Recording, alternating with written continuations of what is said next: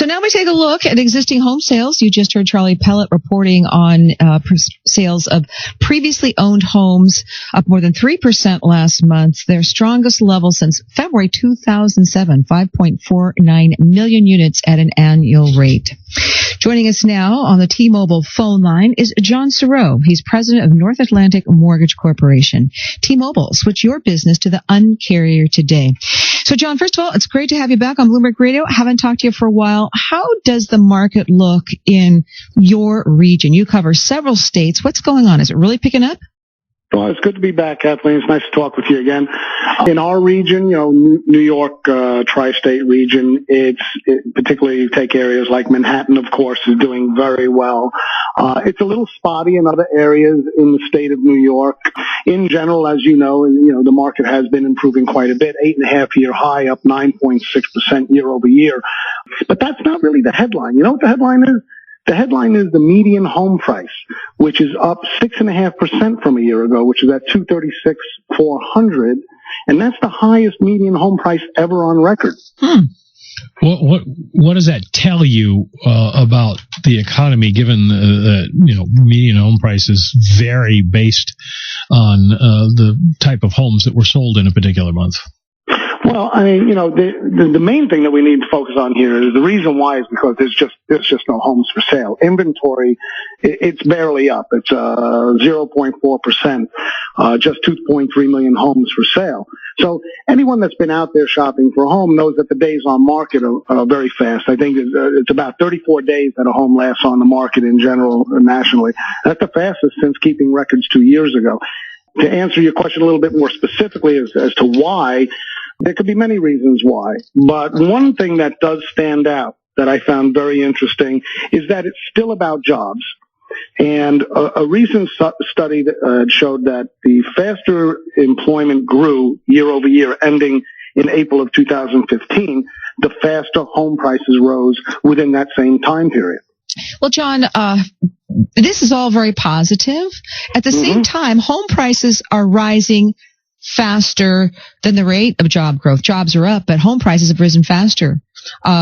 Wage growth is not accelerating. There's a mortgage lender we speak to out in Riverside, California, Logan Motoshami from AMC Lending. In California, so many people are priced out of the market. Now, maybe California is a special case, but what are you seeing? Well, it depends on the area. Each area is going to be different. I see that, for example, just using parts of Westchester County, New York, for example. Homes that are priced under $1 million sell pretty quickly. Homes over $1 million are taking longer to sell. And again, it depends where you are. If you're down county, Westchester, closer to the city, the market's a great deal healthier. If you're up in northern Westchester County, the market's not as healthy.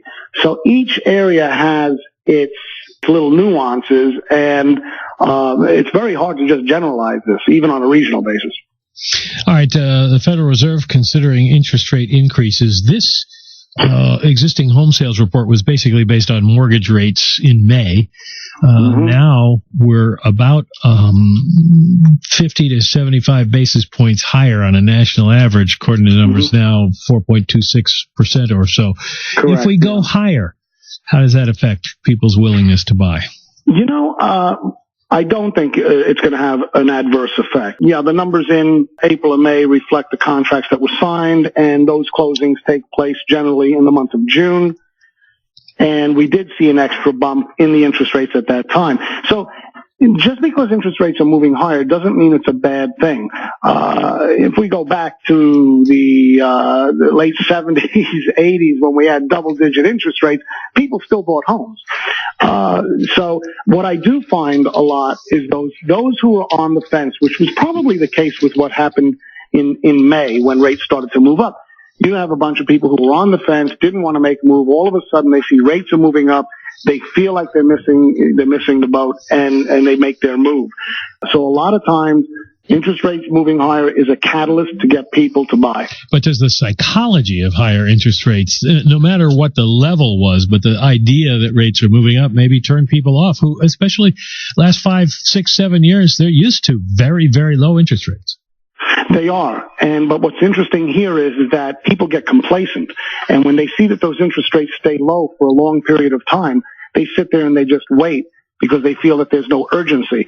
Once rates start to move up, it changes things. There is a sense of urgency. And those who were thinking about it, who were getting lazy about it, finally make their move. I believe that's the psychology. John Sauro is president of North Atlantic Mortgage Corporation. Existing home sales rise to a $5,490,000 annual rate. Single family